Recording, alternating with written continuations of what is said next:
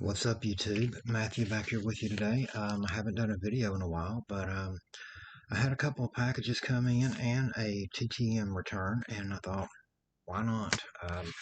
Especially, I know what these are. I'm not sure what this is yet till I cut it open, but these two were purchases. One is for the 88 Tops project that I had been working on for a while, and I've got tons of videos of me working on that for a while.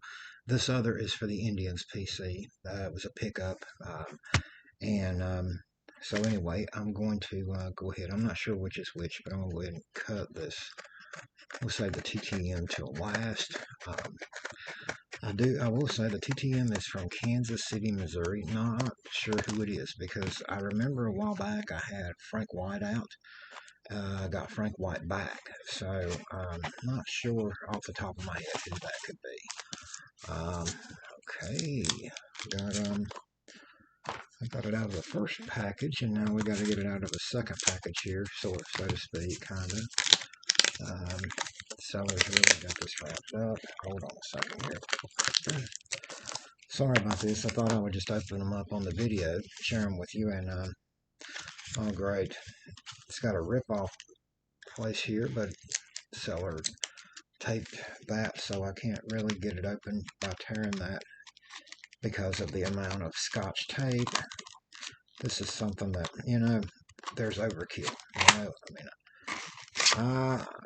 This is actually for the 88 top set. Okay, I actually figured that was going to be the other one. But anyway, this is for the traded set, or from the traded set. This is a PSA authenticated Chris Sabo. Um, Not so much now as far as when it comes to value. The most valuable rookie card in the 88 top set, whether it be the traded or the regular, is the Roberto Alomar, who was Hall of Famer. Back in the day, Sabo was the big rookie. Sabo won Rookie of the Year, and the Reds were a pretty good team at that time. They were popular. They were way more popular nationally than they probably are today, mainly because they were in the middle of the Pete Rose scandal, who that happened in '89. Rose was still their manager when Sabo come up. Rose had just recently retired after the '86 season as far as a player. So, and he had broke the Ty Cobb record. So there was a lot of the Reds were in the news, and then the Reds were a contending team, and they ended up winning the 1990 World Series. Sabo was a big part of that team. One thing I do remember is the Reds in the mid '80s had Buddy Bell. They had got him from the Texas Rangers, I think, in mid 1985. Bell was a popular player, fan favorite, veteran, and he had some good years for Cincinnati, at least in '86 and '87. In 1988, he got off to a really cold start, and the Reds decided to bring this guy up. They ended up outright. This guy got off to such a hot start as a rookie. They ended up basically just deciding to cut Buddy Bell, and he caught on with the Houston Astros for the rest of '88, who were had nobody at third base at the time but a young Ken Caminiti who was struggling and had not got steroid juice power at that point. But anyway, Sabo was a big, big rookie back in the day, for those of you that don't know. As for his autograph, Sabo, back in the 2015-16 range there, Sabo was a great through-the-mail signer. But that was years ago. He's tough to get now. I haven't seen, which I haven't really been looking, but it's been a long time since I've seen a success of a Chris Sabo through the mail. Um, this right here, being his rookie, um, it's one of the most, like anybody that wanted a Sabo autograph, probably going to want it on his rookie card. And I needed it for the set. Now this one I actually got by it now. Somebody listed it. It's not graded. I mean, everything nowadays is going to grading autographs. I don't care. I just wanted it. I mean, it was authentic. That's cool with me. So I took it, jumped on it. I got this tax and all. It was $26 or something. But recently there has been in the last several months when I looked it up. Um, there has been a couple that sold online for in the $60 range, one of which was not even this card. It was just a Chris Sabo autograph. And there's some sellers that are asking, there's one listed, the seller's asking $80 for it, and it's the autograph is graded, but this was just a standard authentic, and I jumped on it at that price for the set. Uh, Nice pickup for the set, and I'll put that in a PSA bag and add it to my graded slabs in the 88 Tops project. All right, moving on. This one here, colorful, like birthday. It makes me think of either Christmas lights or, but well, in a way, but the colors and everything makes me think of like an Easter egg or birthday wrapping paper. At any rate, I know what this is for sure now because since that first package was the Chris Sabo, this one will be for the Indians PC, and this is a very popular well, here I say Indians, Guardians, but this guy did come up and play for Cleveland when they were still known as the Indians, when he started his career. This one right here needs a new bag, I'll tell you that. This is a PSA baggie, but it has got some, oh man, that is so nasty. I can't believe some collectors or sellers out there how nasty they are. But yeah, that bag is just filthified. It looks like I don't know what they were doing. Now that's going in the trash, and this is going, uh-oh. Now this sucks. This is why I got it so cheap. And, well, it is what it is. The case is nasty. Man, I'll try to clean it up. I hate that. The back is in good shape. The front, I don't know if you can see it, but it's got some muck on it. It's almost as if somebody sprayed, or it looks almost like dried sweat or mildew, or like if moisture got on it and dried or something. I don't know. It's probably not going to show up that good on camera. This is the Shane Bieber, of course, rookie card. This is Gem Mint 10. That's the only reason I got it. This is by far not the first. I think this is the fifth one I have, and this one is actually a variation with the foil, rainbow foil, whatever it looks like, because I know I've got at least 3 10s that are just a flat base PSA 10 card, rookie card. But I did not. The reason I actually got this, I got on eBay one night, and this guy, I mean, this was actually getting ready to end. It's actually in, it's the first thing I actually bought from, I want to say eBay Breaks, but it ain't eBay Breaks. It's, like eBay's trying now to copy Whatnot. And, but anyway, it was like, like live auction. That's it, live auction, eBay live auctions. Anyways, first thing at the time I ever bought something off an eBay live auction. And the shipping, $3.95, which today is actually below what it would have costed to ship this in a bubble mailer, I think. But I don't know, they might have got a cheaper shipping rate. Does not say on the package. But I got it for $2, so $6 for a PSA 10. Is a nice addition to my Guardians collection. Yes, something. I'm hoping that's on the outside. If it's on the outside of the case, I can clean it. One thing that gets me is it was on the outside of the bag. I don't know if you see all that residue, like fingerprints, whatever. That's what the case itself looks like on the front. Now the card, the way it's made with the hologram, like I said, I don't know if it's going to show up or not, but it's got that, like that background because it's the foil and everything. But still, the case, I'm going to try to clean it up. I'm hoping it's on the outside, not the inside. If it's on the inside, then that means that the seal did not, they did not get this sealed very well at the factory when they encapsulated it, and moisture could have got in, but I think it's on the outside. The back looks really good, really sharp. Anyway, if it's a PSA 10 and I can get it for less than $10 of especially of a popular Guardian Cleveland Indian, I'll take it. I'll take it all day. And because I mean, if I wanted to resell it right here in, I live in Northeast Ohio, you can get top dollar for Guardian or Cleveland Indian, especially PSA 10. So anyway, I'm really happy to get that. Now the TTM, and like I said, it's from Kansas City. Let me see here. Let me see here. Um, and we'll get right here.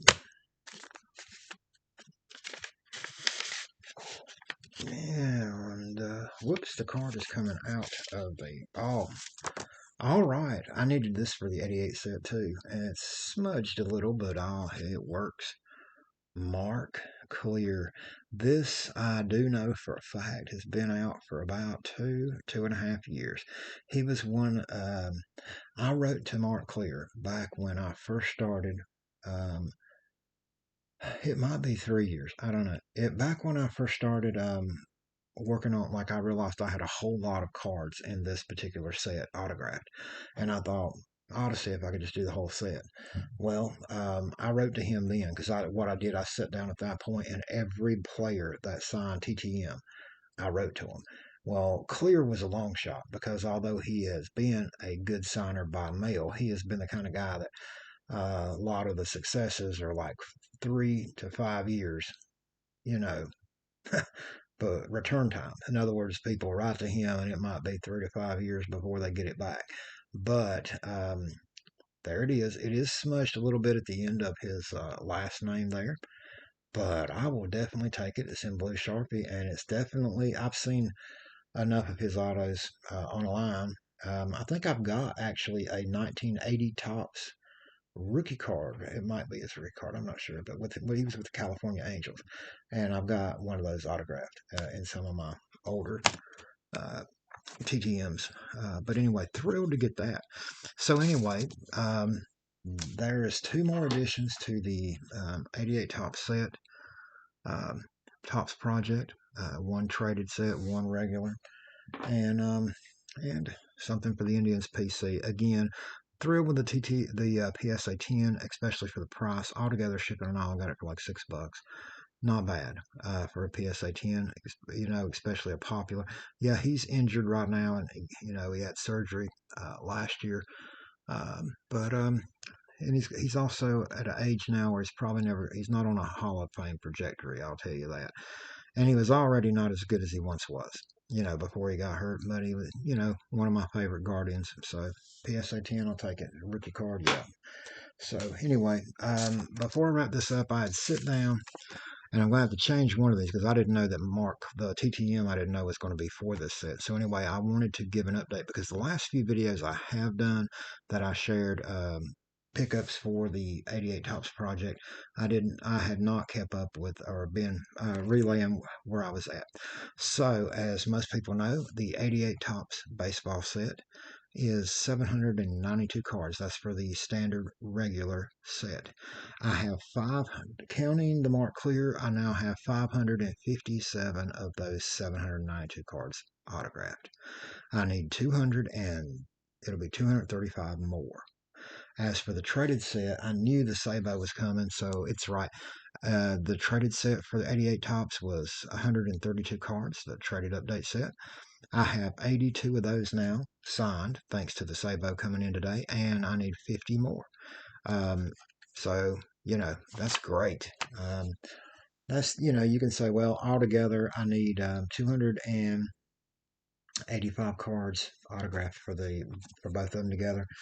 But that's okay. I mean, these sets back in the 80s, they baseball sets, especially Topps, were large. And, if I had decided to do this years ago, it would have been a lot easier. There is a lot of guys that are in the set that are deceased now that used to be really good signers. Don Zimmer's one. Don Baylor. Two guys there. Baylor is in the both the regular set and the traded set. Dave Henderson used to be a great signer. He's passed away. He's in both. Bob Welch used to be a good signer. He's passed away. He's in both the traded and the regular. And those are guys I need. I do have the Dave Henderson in the regular set with the Giants autograph, but tough to get this set. And if I'm never going to completely say that I'll give up or quit because this is something I'll leave to family one day. But I'm really thrilled with this, and I've got it out. If it wasn't for the fact that it would take forever, I would love to just sit down and go through the whole set in a video with you guys. What I may do down the road is because I do have some videos where when I started the Tops project on YouTube, like showing it in videos, I went through in the early stages just showing what I already had at that time. And what I might do is go back through like a roundup and at least show all the authenticated ones I have. I don't really worry about like, there's little doubt that if I wanted to send this in and get it authenticated, it would be authenticated. I'm not going to pay 25, dollars or whatever for every single common player to get it authenticated. But I do have a lot of cards authenticated, and pretty much not all the Hall of Famers, will take that back. Guys like Dennis Eckersley, Ryan Sandberg, Wade Boggs that sign for, a fee through the mail. I actually do not have those authenticated. I do have one Wade Boggs. I think the All-Star is, I think, no, it's his regular Red Sox card, and 88 top set is authenticated with Beckett, BGS.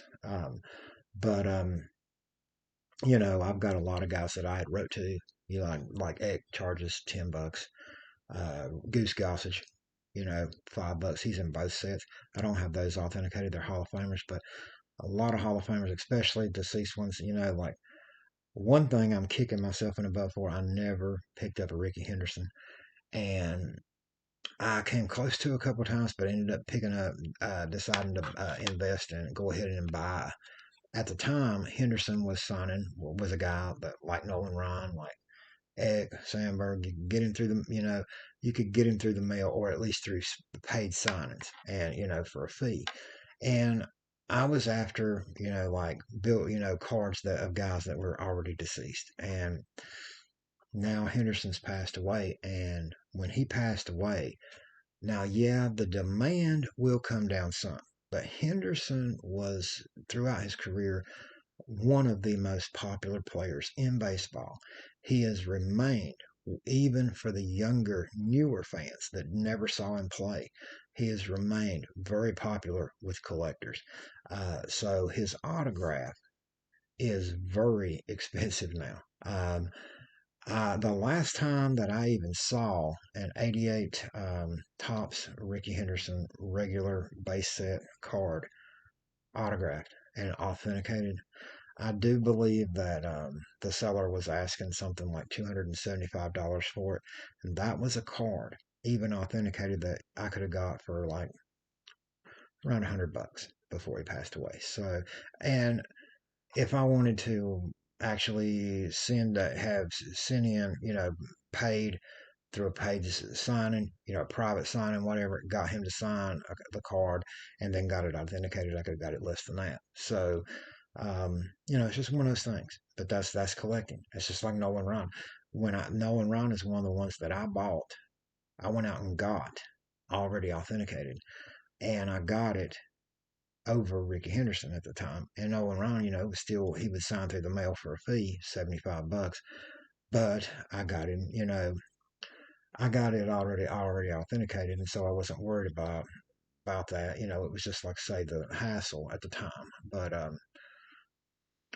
But anyway, one thing though I will say about I hate about signing, like paying guys through the mail. I don't mind it if it's small and it's somebody that I need for the set. Like there's a lot of guys in this set that charge a fee to sign, but it's small. Like Danny Tartable, former All-Star outfielder, $3. Um, Former relief pitcher Eric Plunk, $5. Willie Wilson, longtime Kansas City Royal outfielder, $5. Gary Redus, longtime major league outfielder, $5. There's a lot of guys in Bob Dernier, $5. They charge like a fee like that. And you can pretty much just throw a $5 bill in the envelope, mail it to them with a card you want signed. They'll send it back signed. But the thing about it is like when you start getting up there in the higher dollar, like I sent one time, and it's not the player's fault. It's the mail carrier, U.S. mail. And it's just the way it is. It's a gamble you take. I sent to Dennis Eckersley. I asked him to sign his 88 Topps card. The first time I did it, when I got it back, it was creased. Junior Ortiz, another common player that's in the set, but he charges $5 to sign per card. I wrote to him. He's in Puerto Rico, and you know you can send mail to Puerto Rico, 1 U.S. postage stamp, no problem. And I got it back, and it was creased. He signed it, but it was creased. And that's just some of the breaks. So I never have sent to Ortiz again. I've got the crease card in my set. Eck, I sent to about two again because as a Hall of Famer, I had to get one. And one thing I will say is it ended up working out all right because the one that I got that he signed for me by mail is immaculate, and the signature is so much more beautiful than the one that got creased in the mail the first time I sent to him. So, but it's just one of the risks you take. Whereas, like when I bought this and it's already authenticated and I got it with tax and all, like $26 and some change, well, to get this card signed, Sabo no longer signs by mail. So if I waited around, maybe got a paid signing one day or something like that, or got him for free down the road, you still got to get it authenticated if you want it authenticated. This is already authenticated, so I just took it. I mean, bought it because nowadays with PSA, I believe it's $25. It's just standard norm now for even a common player. Sabo was a very good player, but he'll never make the Hall of Fame or anything like that. But anyway, um, hope you like this video. I'll try to be back again soon with some more